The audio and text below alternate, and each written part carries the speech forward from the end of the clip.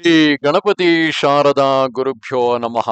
ಶ್ರೀಪಾದ ವಲ್ಲಭ ಗುರು ಪರಮೇಶ್ವರಸ್ಯ ಯೋಗೀಶ್ವರಸ್ಯ ಶಿವಶಕ್ತಿ ಸಮನ್ವಿತಸ್ಯ ಶ್ರೀಪರ್ವತಸ್ಯ ಶಿಖರಂ ಖಲು ಸನ್ನಿವಿಷ್ಟಂ ತ್ರೈಲೋಕ್ಯ ಪಾವನ ಪದಾಬ್ಜಮಹಂ ನಮಾಮಿ. ಶ್ರೋತೃಗಳಿಗೆ ಶ್ರೀಪಾದ ಶ್ರೀವಲ್ಲಭರ ದಿವ್ಯ ಚರಿತಾಮೃತಕ್ಕೆ ಸ್ವಾಗತ.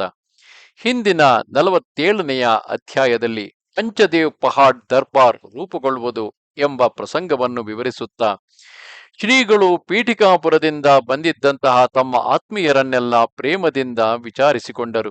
ಬಾಪನಾರ್ಯರೊಂದಿಗೆ ಜನ್ಮಜನ್ಮಾಂತರದ ಸಂಬಂಧ ತಿಳಿಸಿದರು.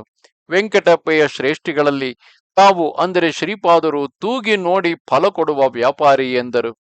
ನರಸಿಂಹವರ್ಮರಿಗೆ ಶಿವಾಜಿ ಮಹಾರಾಜರಾಗಿ ಸನಾತನ ಧರ್ಮವನ್ನು ಕಾಪಾಡುವಂತೆ ತಿಳಿಸಿದರು.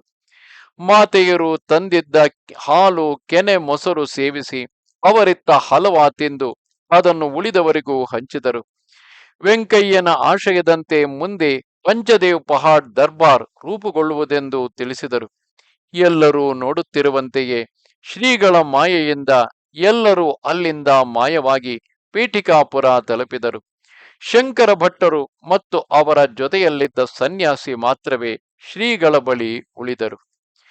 ಶ್ರೀಪಾದರಾಜಂ ಶರಣಂ ಪ್ರಪದ್ಯೆ. ಶ್ರೋತೃಗಳಿಗೆ ಪಂಚದೇವ್ ಪಹಾಡ್ನಲ್ಲಿ ದರ್ಬಾರ್ ವಿವರಣೆ ಎಂಬ 48ನೆಯ ಅಧ್ಯಾಯಕ್ಕೆ ಸ್ವಾಗತ. ಆ ಸಂದರ್ಭದಲ್ಲಿ ಶ್ರೀಪಾದರು ಸ್ತ್ರೀ ಪುರುಷರನ್ನು ಸಂಬೋಧಿಸುವ ಪದ್ಧತಿಯನ್ನು ತಿಳಿಸುತ್ತಿರುವರು. ಶ್ರೀಪಾದರು ಸಾಧಾರಣವಾಗಿ ಗುರುವಾರ ಪಂಚದೇವ್ ಪಹಾಡ್ನಲ್ಲಿ ದರ್ಬಾರ್ ನಡೆಸುವರು. ಶ್ರೀಪಾದರು ಕೃಷ್ಣಾ ನದಿ ಮೇಲೆ ಹೆಜ್ಜೆ ಇಟ್ಟುಕೊಂಡೇ ದಾಟುವರು. ಅವರು ಹೆಜ್ಜೆ ಇಡುವ ಮುನ್ನ ಅಲ್ಲಿ ಒಂದು ಕಮಲ ಹುಟ್ಟುತ್ತಿತ್ತು. ಅಂತಹ ಕಮಲಗಳ ಮೇಲೆ ಮರದ ಪಾದುಕೆಗಳು ಹೇಗೆ ನಿಲ್ಲುತ್ತಿದ್ದವೋ ಮಾನವನ ಊಹೆಗೆ ಸಿಗದು. ಅದಲ್ಲದೆ ನೀರಿನ ಮೇಲೆ ನಡೆಯುವುದೇ ಒಂದು ಆಶ್ಚರ್ಯ. ಎಷ್ಟೋ ಕಾಲ ಇದು ನೋಡುವವರಿಗೆ ವಿಚಿತ್ರವಾಗಿ ಕಂಡುಬರುತ್ತಿದ್ದರು. ನಂತರ ಅದು ಒಂದು ಸಾಮಾನ್ಯ ಲೀಲೆಯಾಗಿ ನಿಂತಿತು. ಶ್ರೀಗಳು ಕೃಷ್ಣಾ ನದಿಯ ಈ ಕಡೆ ಭಾಗಕ್ಕೆ ಬಂದಾಗ ಭಕ್ತರು ಎದುರು ಹೋಗಿ ಅವರಿಗೆ ಸ್ವಾಗತ ನೀಡುತ್ತಿದ್ದರು. ಸಂಜೆಯವರೆಗೂ ದರ್ಬಾರ್ ನಡೆಯುತ್ತಿತ್ತು. ನಂತರ ಅವರು ಬಂದಂತೆಯೇ ಕೃಷ್ಣಾ ನದಿಯ ಮೇಲೆ ಹೆಜ್ಜೆಗಳಿಡುತ್ತಿರಲು ಒಂದೊಂದು ಕಮಲ ಉದ್ಭವಿಸುತ್ತಿತ್ತು. ಕುರುಂಗಡ್ಡೆಗೆ ಹಿಂದಿರುಗುತ್ತಿದ್ದರು. ಭಕ್ತರು ಬೀಳ್ಕೊಟ್ಟು ಹಿಂದಿರುಗುತ್ತಿದ್ದರು. ರಾತ್ರಿ ಹೊತ್ತು ಕುರಂಗಡ್ಡೆಯಲ್ಲಿ ಒಬ್ಬರೇ ಇರುತ್ತಿದ್ದರು. ಶುಕ್ರವಾರಗಳಲ್ಲಿ ಕುಮಾರಿಯರಿಗೆ ಮತ್ತು ಸೌಭಾಗ್ಯ ಬಯಸುವ ಮಹಿಳೆಯರಿಗೆ ಅರಿಶಿಣದ ಕೊಂಬುಗಳನ್ನು ನೀಡುತ್ತಿದ್ದರು. ತನಗಿಂತ ಹಿರಿಯರನ್ನು ಅಮ್ಮ ಸುಮತಿ ಎಂದು, ಅಮ್ಮ ಅನಸೂಯ ತಾಯಿ ಎಂದು ಸಂಬೋಧಿಸುತ್ತಿದ್ದರು. ತನಗಿಂತ ಚಿಕ್ಕವರನ್ನು ಅಮ್ಮ ವಾಸವಿ ಎಂದು, ಇಲ್ಲ ಅಮ್ಮ ಶ್ರೀ ವಿದ್ಯಾಧರ, ಇಲ್ಲ ಅಮ್ಮ ರಾಧಾ ಅಥವಾ ಅಮ್ಮ ಸುರೇಖಾ ಎಂದು ಕೂಗುತ್ತಿದ್ದರು. ಚಿಕ್ಕ ವಯಸ್ಸಿನ ಗಂಡು ಹುಡುಗರನ್ನು ಲೇ ಅಬ್ಬಿ ಎಂದು, ಬಂಗಾರು ಎಂದಾಗಲಿ ಕೂಗುತ್ತಿದ್ದರು. ಅವರ ತಂದೆಯ ವಯಸ್ಸಿನವರನ್ನು ಸ್ವಾಮಿ, ಅಯ್ಯ ಎಂದು ಅಥವಾ ಅಪ್ಪ ಅಂದರೆ ನಾಯನ ಎಂದು ಸಂಬೋಧಿಸುತ್ತಿದ್ದರು. ಅವರ ಅಜ್ಜನ ವಯಸ್ಸಿನವರನ್ನು ತಾತ ಎಂದು, ಆ ವಯಸ್ಸಿನ ಹೆಂಗಸರನ್ನು ಅಂದರೆ ಆ ತಾತನ ವಯಸ್ಸಿನ ಹೆಂಗಸರನ್ನು ಪ್ರೀತಿಯಿಂದ ಅಮ್ಮಮ್ಮ ಎಂದು ಕೂಗುತ್ತಿದ್ದರು. ಶ್ರೀಪಾದರ ನಿತ್ಯ ಕಾರ್ಯಕ್ರಮಗಳು ಮತ್ತು ದರ್ಬಾರು. ಶುಕ್ರವಾರದ ದರ್ಬಾರು ಒಮ್ಮೊಮ್ಮೆ ಕುರುಂಗಡ್ಡೆಯಲ್ಲಿ ನಡೆಯುತ್ತಿತ್ತು ಅಥವಾ ಪಂಚದೇವ್ ಪಹಾಡ್ನಲ್ಲಿ ನಡೆಸುತ್ತಿದ್ದರು. ಹಾಗೆಯೇ ಗುರುವಾರ ದರ್ಬಾರ್ ಸಹ ಕುರುಂಗಡ್ಡೆ ಅಥವಾ ಪಂಚದೇವ್ ಪಹಾಡ್ನಲ್ಲಿ ನಡೆಯುತ್ತಿತ್ತು. ಅದು ಶ್ರೀಗಳ ಇಷ್ಟದ ಪ್ರಕಾರ ಇರುತ್ತಿತ್ತು. ಭಾನುವಾರದ ದರ್ಬಾರಿನಲ್ಲಿ ಅತಿ ಗಂಭೀರವಾದ ಯೋಗ ವಿದ್ಯೆಯ ಉಪನ್ಯಾಸವಿರುತ್ತಿತ್ತು.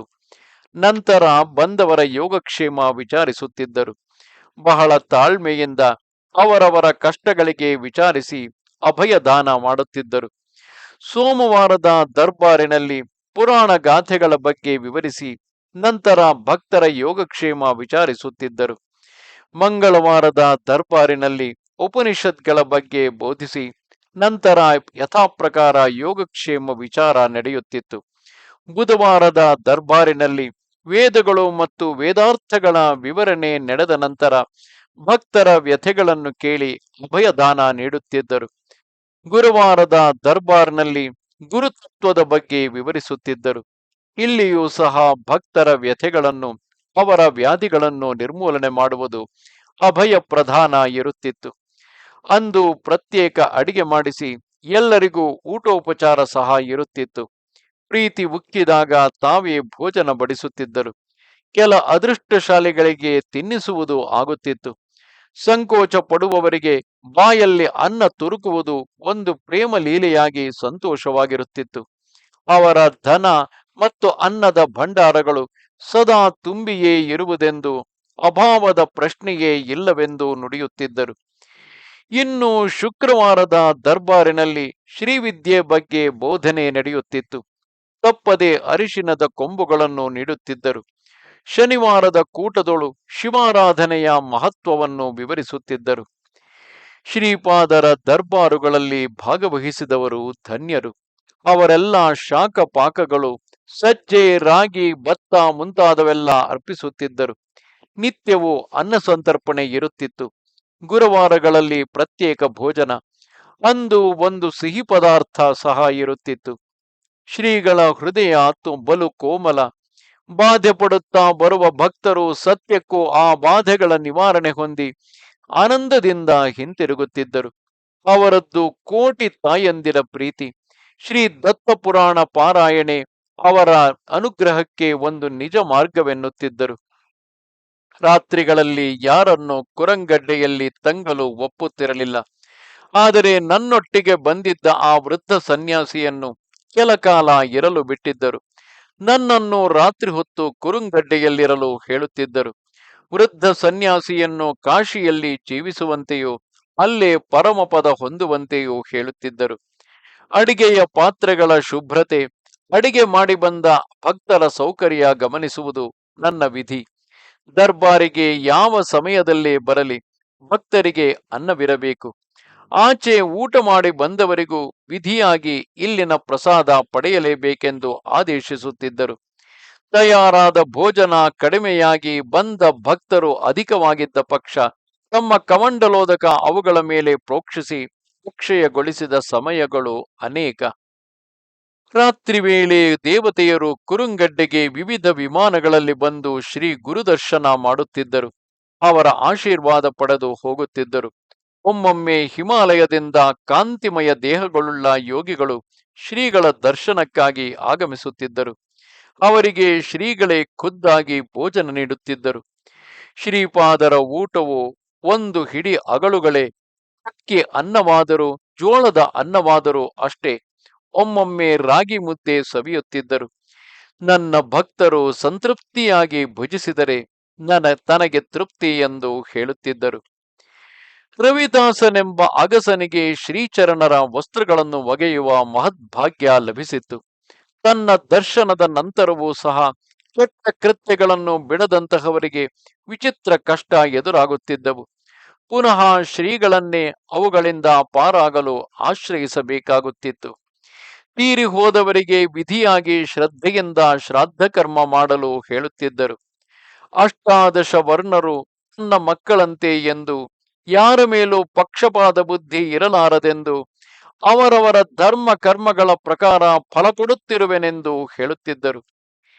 ಈ ದಿನ ಸಿಕ್ಕಿದ ಮಹದವಕಾಶ ಪುನಃ ಲಭಿಸುವುದಿಲ್ಲವೆಂದು, ಮುಂದಿನ ಅವತಾರದಲ್ಲಿ ಒಂದಷ್ಟು ಕಠಿಣವಾಗಿ ವರ್ತಿಸುವೆನೆಂದು ಹೇಳುತ್ತಿದ್ದರು. ಎಷ್ಟೋ ಜನ್ಮಗಳ ಪುಣ್ಯದಿಂದ ಶ್ರೀಗಳ ದರ್ಶನ ಲಭಿಸುತ್ತಿದೆ ಎಂದು, ಕೈಗೆ ಸಿಕ್ಕಿದ ಅವಕಾಶ ಸದುಪಯೋಗಪಡಿಸಿಕೊಳ್ಳಿರೆಂದು, ಇಲ್ಲದಿದ್ದರೆ ಅನೇಕ ಜನ್ಮಗಳ ನಂತರವೇ ಸದ್ಗುರು ದರ್ಶನ ಲಭಿಸಬಹುದೆಂದು ಹೇಳುತ್ತಿದ್ದರು. ಈ ವಿಶಾಲ ಪ್ರಪಂಚದೊಳು ಯಾವ ಯುಗದಲ್ಲಾದರೂ 1.25 ಲಕ್ಷ ಸಿದ್ಧಪುರುಷರು ತನ್ನ ಅಂಶದವರು ಇರುವರೆಂದು, ಅವರಲ್ಲಿ ಯಾರನ್ನು ಆಶ್ರಯಿಸಿದರೂ ತನ್ನ ಅನುಗ್ರಹ ಅವರ ಮೂಲಕ ಲಭಿಸುವುದೆನ್ನುತ್ತಿದ್ದರು. ಈ ಸೃಷ್ಟಿಗೆಲ್ಲ ಅವರೇ ಆಧಾರವೆಂದು, ತನ್ನ ಸಂಕಲ್ಪದಿಂದಲೇ ಸೃಷ್ಟಿಯ ಸ್ಥಿತಿ ಲಯಗಳು ನೆರವೇರುತ್ತಿವೆ ಎಂದು ಹೇಳುತ್ತಿದ್ದರು. ನಿನ್ನ ಗುರುವಿಗೆ ನೀನು ನಮಸ್ಕರಿಸಿದರೆ ಅವರು ಅವರ ಗುರುವಿಗೆ ನಮಸ್ಕರಿಸುವರು. ಈ ರೀತಿ ನಾವು ಯಾವ ಗುರುವಿಗೆ ನಮಸ್ಕರಿಸಿದರೂ ಕೊನೆಗೆ ಅದು ಆದಿಗುರುಗಳಾದ ಶ್ರೀಪಾದರಿಗೆ ಸೇರುವುದೆಂದು ಹೇಳುತ್ತಿದ್ದರು. ದೇವತೆಗಳಿಗೆ ಕೋಪ ಬಂದರೆ ಗುರುಗಳು ಕಾಪಾಡುವರೆಂದು, ಗುರುಗಳಿಗೆ ಮನಸ್ಸು ಮುರಿದರೆ ರಕ್ಷಕ ಯಾರು ಇರಲಾರನೆಂದು ಹೇಳುತ್ತಿದ್ದರು. ತನ್ನನ್ನು ಆರಾಧಿಸುವವರಿಗೆ ಇಹಪರ ಲಾಭಗಳು ಎರಡೂ ಲಭ್ಯವೆಂದು, ಯಾರನ್ನು ದ್ವೇಷಿಸಿದರೂ ಕೊನೆಗೆ ಆ ದ್ವೇಷವು ತನ್ನನ್ನೇ ಸೇರುವುದೆಂದು ಹೇಳುವರು. ತಾನು ಅನುಗ್ರಹ ಮಾಡಲೆಣಿಸಿದರೆ ಯೋಗ್ಯತೆ ಅಯೋಗ್ಯತೆಗಳು ಗಣನೆಗೆ ಬಾರವೆಂದು, ಆದರೆ ತನ್ನ ಅನುಗ್ರಹಕ್ಕೆ ನಮ್ಮಲ್ಲಿ ಸಾತ್ವಿಕ ಭಾವಗಳು ತುಂಬಿ ತುಳುಕುತ್ತಿರಬೇಕೆಂದು ಹೇಳುತ್ತಿದ್ದರು. ಹೃದಯದಲ್ಲಿ ಭಗವನ್ ನಾಮ ಸ್ಮರಿಸುತ್ತಾ ಸದಾ ಕರ್ಮಗಳನ್ನು ಆಚರಿಸಬೇಕು. ಕುರುಂಗಡ್ಡೆ ಮಹಿಮಾನ್ವಿತ ಕ್ಷೇತ್ರವೆಂದು, ಇಲ್ಲಿರುವ ಮಹೇಶ್ವರನು ಜಾಗೃತ ಮೂರ್ತಿ ಎಂದು, ಇಲ್ಲಿಗೆ ದೇವತೆಗಳು, ಯೋಗಿಗಳು, ಮಹರ್ಷಿಗಳು, ಮಹಾಪುರುಷರು ಮಾರುವೇಷದಲ್ಲಿ ಜನರ ಕಣ್ಣಿಗೆ ಕಾಣದೇ ಇರುವರೆಂದು, ಇಲ್ಲಿ ಎಲ್ಲರಿಗೂ ಅವರವರಿಗೆ ತಕ್ಕ ಸ್ಥಾನ ಇರುವುದೆಂದು, ಮನದಲ್ಲಿ ಭಗವನ್ ನಾಮವನ್ನು ಸ್ಥಿರಗೊಳಿಸಿಕೊಂಡು ಸದಾ ಕರ್ಮಗಳನ್ನು ಆಚರಿಸಬೇಕೆಂದು ಮತ್ತು ಆ ಕರ್ಮಗಳು ಧರ್ಮಬದ್ಧವಾಗಿರಬೇಕೆಂದು ಹೇಳುತ್ತಿದ್ದರು. ತನ್ನ ದರ್ಶನದಿಂದ ಮಹಾಪಾಪಗಳು ತೊಲಗುವವೆಂದು, ನಂತರ ಅಂಥವರು ಪುಣ್ಯ ಕರ್ಮಗಳಲ್ಲಿ ಭಾಗವಹಿಸಿದರೆ ಶುಭ ಫಲಗಳು ಹೊಂದಲು ಸುಲಭವಾಗುವುದೆನ್ನುವರು. ಶ್ರೀಪಾದರ ವಚನಗಳನ್ನು ಅನುಸರಿಸುತ್ತಾ ನಮ್ಮ ಜೀವನಗಳನ್ನು ನಡೆಸುತ್ತಾ ಪುನೀತರಾಗೋಣ. ಶ್ರೀಪಾದ ಶ್ರೀವಲ್ಲಭರಿಗೆ ಜಯವಾಗಲಿ. ಇದು ಶ್ರೀಪಾದ ಶ್ರೀವಲ್ಲಭ ದಿವ್ಯ ಚರಿತಾಮೃತದ 48ನೆಯ ಅಧ್ಯಾಯ. ನಮಸ್ತೆ ಶಾರದೆ ದೇವಿ ಕಾಶ್ಮೀರ ಪುರವಾಸಿನಿ. ತ್ವಾಮಹಂ ಪ್ರಾರ್ಥಯೇ ನಿತ್ಯಂ ವಿದ್ಯಾದಾನಂಚ ದೇಹಿಮೆ. ನಮಸ್ಕಾರ.